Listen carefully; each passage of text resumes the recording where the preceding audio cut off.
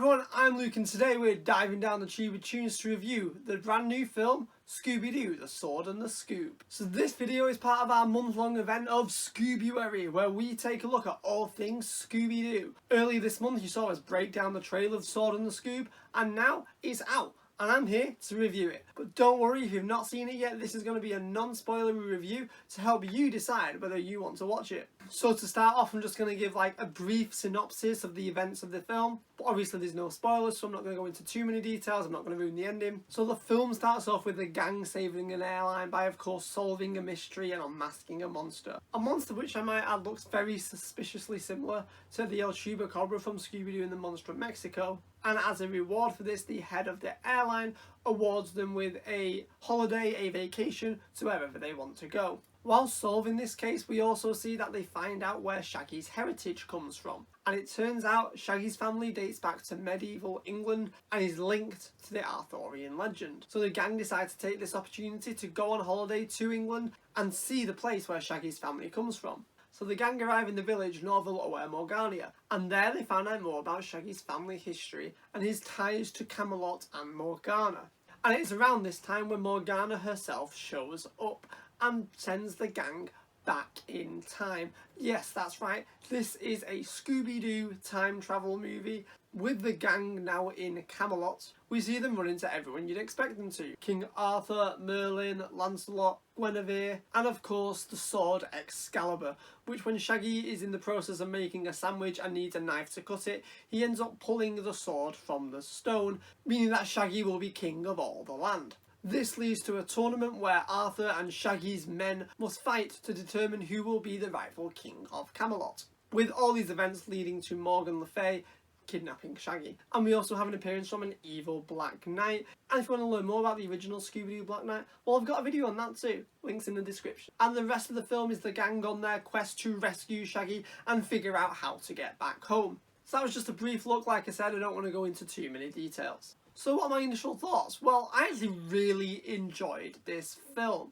I think it's fun and funny and it's a good time watching it. You know, I love all things Scooby-Doo and I love all things time travel, so mesh them together and like, of course, I enjoyed this film. Now, it certainly isn't my favourite of the Scooby-Doo films. I definitely didn't enjoy it quite as much as I enjoyed the last film, Happy Halloween Scooby-Doo. You can check out my review for that one.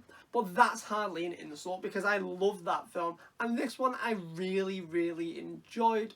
And as with any Scooby-Doo film, this film is a mystery, and I feel like the mystery itself was pretty decent. Was it a little predictable? Yes, I definitely worked it out fairly early on, but that doesn't mean the execution was bad at all. I mean, you've got to remember that the target audience for this film is definitely a lot younger than I am, and so it's to be expected that they are going to make it slightly easier to follow. But I do commend the fact that it is an actual mystery and the conclusion doesn't just come out of thin air. It has definitely been set up throughout the film, and it's certainly satisfying to see it paid off the way you'd expect it to, and a younger audience probably wouldn't have picked up on the same clues the way I had. Personally, I always enjoy when you are able to work out a mystery by yourself, and it's very satisfying to do. And even though I did think it was slightly predictable what happened, I will say I didn't guess every single little facet. There were still little things that I was surprised by. I was just able to work out the general gist of what was able to happen. And if you want to hear what I liked about this movie, you've got to hit that like button down below. Seriously guys, if you don't hit that like button,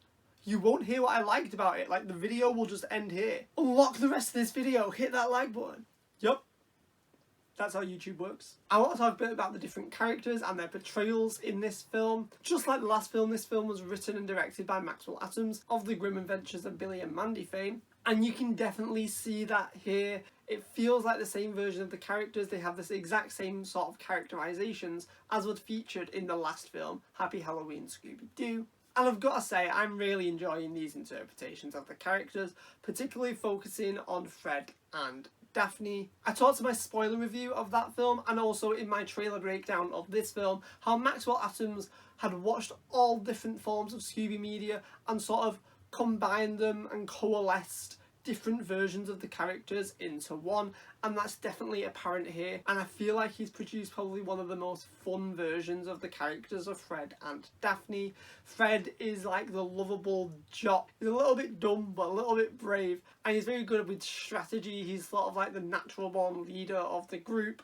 But he, you know, he has like goofy side, he can still tell a lot of jokes, and of course they've really honed in on the fact that he loves traps, just like in Scooby-Doo Mystery Incorporated. And while I love Fred in that show, I will say that about 70 to 80% of his characterization is just being obsessed with traps. Whereas here his obsession with traps is definitely present, it's mentioned a couple of times, but it's toned down. It's not an overbearing part of his character, it's just one of the many sides of Fred, and I think that works really well. And we also get to see him put his trapping skills to use in this big, almost Rube Goldberg-esque trap, which reminds me more of the traps that were featured in What's New Scooby-Doo than the traps that were actually featured in Mystery Incorporated. And I feel like it was used in an interesting way, so that was really fun to see. And this version of Daphne, I feel like she's the evolution of like what we saw in Happy Halloween Scooby-Doo. I talked in a spoiler review of that film specifically how they seem to be drawing a lot from Be Cool Scooby-Doo, in that they took like this more zany version of Daphne. And while that was definitely present in this film, she's way more toned down than she was in Be Cool Scooby-Doo, and I also feel like they toned her down even more since Happy Halloween Scooby-Doo. And now it feels like, again, it's just another side to her, but it's not her overbearing personality, because she also still feels like the classic Daphne. You know, she's the character with common sense, but she's also able to kick some serious butt, just like she was in the live action films and in like the What's New Scooby-Doo era. So it was great to see that return. It was a very fun sequence where Daphne is one of Shaggy's knights. And not to mention, the film did acknowledge the somewhat relationship between the two characters, and I feel like the two of them played off each other so well throughout this film, but particularly in the sequence surrounding Shaggy's tournament. And Scooby and Shaggy, classic Scooby and Shaggy, is exactly what you'd expect from the characters. I don't really have anything super notable to say about them. Nothing particularly stood out to me about their characterizations in this film. Classic Scooby and Shaggy, and what's not to love there. The one character I do want to flag though that definitely wasn't my favourite in this film was that of Velma. She did have quite a big important part in this film, and while I did not enjoy her, I simply found her to be quite okay. I found that with this film and within the last few set of direct-to-video films, they seem to have really leaned in heavily onto the idea of Velma being a skeptic, which I feel like is very true to the character. She's always been a skeptic, and I feel like more modern incarnations have definitely made that quite clear, that she's the more skeptic of the group. I feel like these last few films have made it overbearingly so, to the point where that's all her character is. She's just there to downplay anything that's supernatural or seems to be supernatural within the films. It almost feels like she's the voice of Warner Brothers. No, don't worry, we won't go there. There's no real monsters in Scooby-Doo.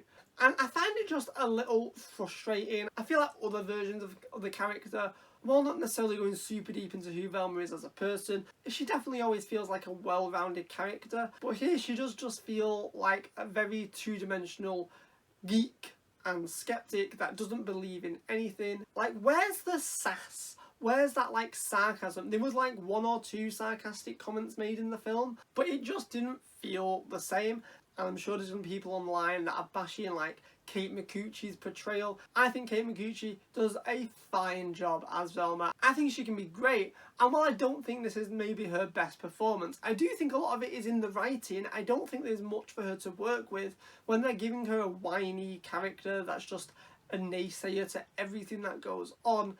What is she meant to do with that, really? Like, the character's gonna come across as annoying, not necessarily because of the vocal performance, just because it's an annoyingly written character. And I do think in this film she almost goes through a bit of an arc where she starts to open her eyes and maybe doubt her skepticism a little bit. I feel like we've also had similar arcs in the previous 3 movies. So is she just being reset back to square one each film? You know, I'm not looking for a multi-film arc out of the character. That's not really what we get in these direct-to-video Scooby-Doo films. But if you are going to give a character a sort of arc in the film, does it always have to be the same one? Because, like, what's the point in telling it if you're not going to progress? While it didn't necessarily bother me quite as much in the other films, I feel like that arc was slightly more in the background, and it wasn't too present, but here I felt like it was a lot more front and centre and very in your face, and I found it a little bit annoying. Like, I still enjoyed the character, don't get me wrong, I'm not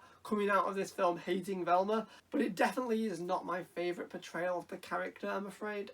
Another thing I loved about the film is all the references and like Easter eggs to previous Scooby franchise entries. I have watched the film twice now, and I've found quite a few, but I'm sure there's many I've missed, so which I think is a great thing you get from someone like Maxwell Atoms, who is a big fan of the franchise and has gone back and he's done his research, watched all the different films and shows, and now he just wants to call back to them in fun, interesting ways. And I think that's great because not all Scooby films have that. Of course, when they travel back to Camelot, they say they come from the town of Crystal Covia. Of course, that's because in Mystery Incorporated, they come from Crystal Cove. Thelma at one point refers to King Arthur as an authoritarian dictator, and Daphne and Fred agree that that is just like Fred's dad. Of course, that's a reference to how in Mystery Incorporated, Fred's dad was the mayor of Crystal Cove and was a bit of a crummy, business-centric one. So I thought that was a nice little callback. And of course, the biggest load of references that we do see are when the gang travel back through time, we see their past flash before their eyes. On my second rewatch, I went through it and kept stopping, and I've got a list of where all the different clips are from. So we see footage from the previous film, Happy Halloween Scooby-Doo, from the movie Moon Monster Madness, and we see plenty of clips from Scooby-Doo Mystery Incorporated, most of which come from the show's pilot episode, Beware the Beast Below. A clip from Scooby-Doo on Zombie Island, the original one, not the Return to Zombie Island. A clip from Be Cool Scooby-Doo, the gang dancing in the car.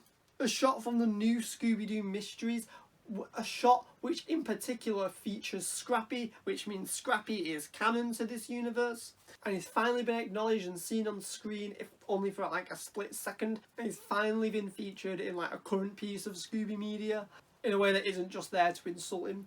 And then you see a clip which I think is from the Scooby-Doo and Scrappy-Doo shots. It was a little hard to work out what it was from. A clip from the new Scooby-Doo movies. We see a shot of Captain Caveman in the old original Hanna-Barbera style, which is interesting because although they've crossed over quite a bit in recent years, they never actually crossed over back in the day, apart from in Scooby's All-Star Laugh Olympics, which this doesn't look like it's from. It appears to look like it's from his own show, Captain Caveman and the Teen Angels, or possibly from one of the Flintstones spin-offs that featured him. We also see a clip from Scooby-Doo in Where's My Mummy, particularly from the prologue / flashback thing at the start of the movie, featuring Cleopatra herself. So both the clip of Cleopatra and Captain Caveman don't appear to actually be from the gang's past, but I feel like they're just clips of the past because they're travelling through time. I think, I don't know. Then of course the clips from Beach Beastie and Puppet Named Scooby-Doo and even more from Mystery Incorporated that were all seen in the trailer for this movie. This is interesting. Does that mean all those films and shows are canon with this movie? Is it all the same timeline? We already knew that the films Curse of the 13th Ghost, Return to Zombie Island and Happy Halloween were all set in the same universe, and if we see a flashback to Happy Halloween Scooby-Doo, as well as the connection of Maxwell Atoms and the fact that it was the last film released, I think we can assume that this is set in the same world as that. But all the previous films and series being set in the same timeline as these four movies is very interesting. Tim Sheridan, who was the writer of Curse of the 13th Ghost, said that when they were working on the film, they went with the idea that the only things in canon were Scooby-Doo, Where Are You?, The 13 Ghosts of Scooby-Doo, and Scooby-Doo on Zombie Island, the latter two of which featured slight retcons in their respective follow-ups. So it's now interesting to know that all this stuff is canon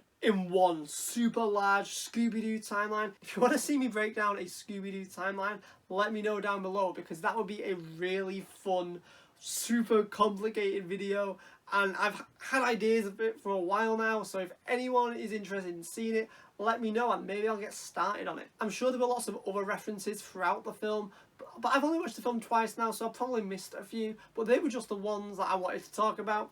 So what else did I like about this film? I'm just going to quickly list off a bunch of positives. This film found a really fun, interesting way to integrate the show Thundar the Barbarian into the universe of Scooby-Doo. It's a TV show that we see someone watching at the start of the film, and we find out that Velma and Daphne are big fans of it, mainly due to Thundar's abs. I myself have never actually seen an episode of Thundar, but I always appreciate it when they manage to find a way to integrate some past Hanna-Barbera property into the main Scoobyverse. I just love it. We also got a fun Flintstones reference. Apparently that's also a TV show in this universe, which makes sense. Someone was dressed up as Fred Flintstone in Happy Halloween. I love the opening sequence of this film. Much like the last film, it wasn't just some groovy motion graphic opening sequence, which are fun in their own right, but this was like an actual fun like montage of the film, which I feel like is a really interesting way to use the opening sequence, as it allows you to keep on exploring more parts of the story while the credit sequence rolls on. And who can't love the shot of Scooby with the Queen and her corgis, even if one of them has sadly died since that shot was animated. Rest in peace, doggo. And another thing I loved about this film is how it does feel like a movie. It feels like it's a big, grandiose plot that has to be done in a movie. You know, we've never really seen the gang time travel before. And there's been the odd dream sequence, a short. You know, there was the odd Scooby and Scrappy short. And they've probably done it in the comic books at one point. But we've never had like a full episode or a full film dedicated to the subject. So it definitely feels like a big thing that deserves a movie. This doesn't just feel like a longer episode of the show. It does feel like this has a right to be a movie. There's definitely enough meat to it. And it feels large and epic enough to warrant it being a movie, which is definitely always something great to see. I'm not saying that we've never had that before. A lot of the recent films have also fallen into this category, but we've also seen many Scooby films that do just feel like extended episodes. So I think we should always acknowledge and appreciate when a film does feel like a film. Now, like I said earlier, this was definitely not my favourite Scooby movie, and there were a few things that I wasn't particularly mad on. There are a few negatives, not many, and I just want to say none of these like ruined my enjoyment of the film. I still really enjoyed this movie, but these are just sort of things that weren't my favourite aspects of the film and definitely could have been improved on. I've already talked about the main things, how the film was slightly predictable, and about Velma, but so these are just things that slightly bugged me. I did feel that some of the jokes in this film didn't land. Again, that's not a big thing, because that's not a big thing. If a joke doesn't land, you just don't laugh and then you move on. It definitely doesn't ruin the film. But I do feel like some of the jokes themselves, it's not that they weren't funny, it's that almost the timing of them was off. There was too big a gap between the characters speaking. It was like when they were editing the film, they just didn't move the gaps between the voice actors speaking closer together. I feel like that just would have helped the film have a better pacing. The jokes would have landed much more, because some of the jokes themselves would have been funny. And I also don't think it was the line delivery. I think there was just too much of a beat between the lines for it really to land with me. Again, like I said, this film is aimed at a younger audience, and maybe they don't feel quite the same, maybe they still laugh. It's just a shame, because I feel like there were certain jokes in there that would have been funny, they were written funny, they were delivered funny, but if it had just been tightened up a little bit more, like, I probably would have actually laughed. And unfortunately, I feel like it's Daphne that suffers the most from this. And I will also say this certainly wasn't my favourite depiction of Camelot and all of its characters. I wasn't really a big fan of Merlin,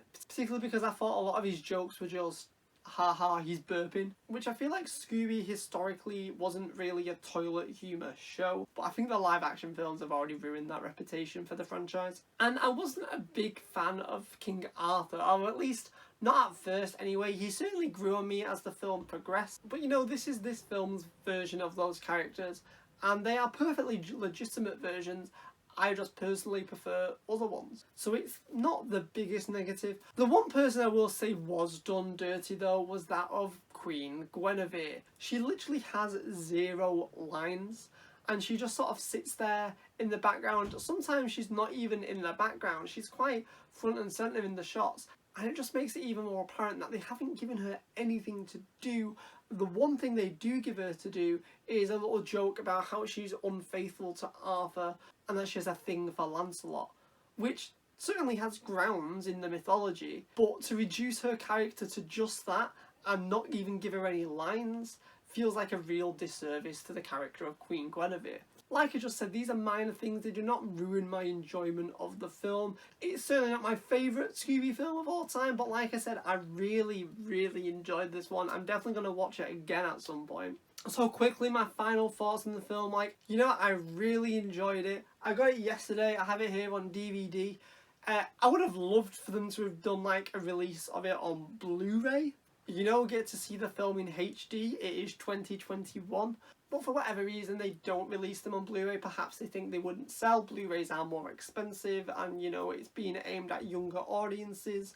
Maybe they don't think parents would be willing to pay as much for a Blu-ray. But also with it being 2D animation, not too much information is lost by having it in standard definition. And if you do want to watch it on HD, it's available on digital. But I personally like a physical copy, so I have it here in DVD format. Another thing I would have loved is some special features, maybe a behind the scene look at how they made the film. They like to do these on the DC animated releases, so why not here? Another thing similar to the DC animated releases is we have 3 cartoons from the vault. They are the Scooby-Doo Where Are You episodes What a Night for a Night, featuring the OG Black Knight, What Hex Is Going On, featuring a dark medieval wizard, and an episode of the Scooby-Doo show Scared in Camelot, featuring an evil Merlin and his Black Knight. I mean, yeah, like I said, I really like the film. I've already watched it twice, mainly for this review, but I'd definitely watch it again in the future. I definitely recommend you check this film out if you were thinking of it already. It's currently only listed as $6.99 on Amazon here in the UK.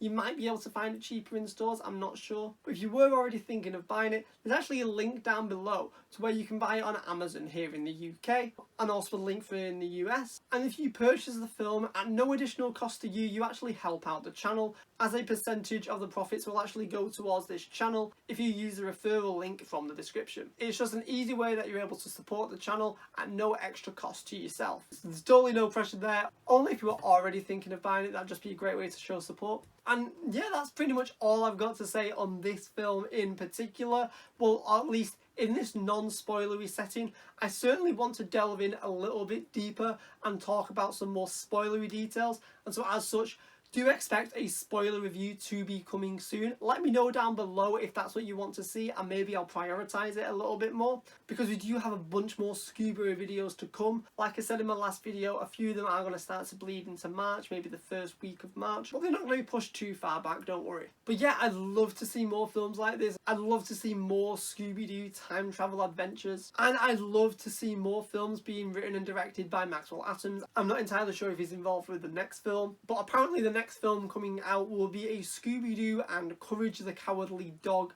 movie, which I'm very excited to see. I love Courage and I definitely welcome more of him, particularly because this year is actually the 25th anniversary of Courage the Cowardly Dog. Wow, doesn't that make me feel old? So yeah, that's definitely going to be fun, and when we hear more about that, I'll be covering that as well. Alright, so that's pretty much it for this video. If you've enjoyed it, please give it a like. It really helps out the channel and lets it get seen by more people. And if you've not done so yet, why don't you hit that subscribe button and ring that notification bell to be notified the next time we dive down the Tube of Toons this Scoobuary. Now, I've already done that. Alright everyone, cheers. Thanks for watching Tube of Toons. If you want more from the channel, hit subscribe. If you want to keep up to date with what's going on, follow us on our socials. Hope you liked it. Cheers.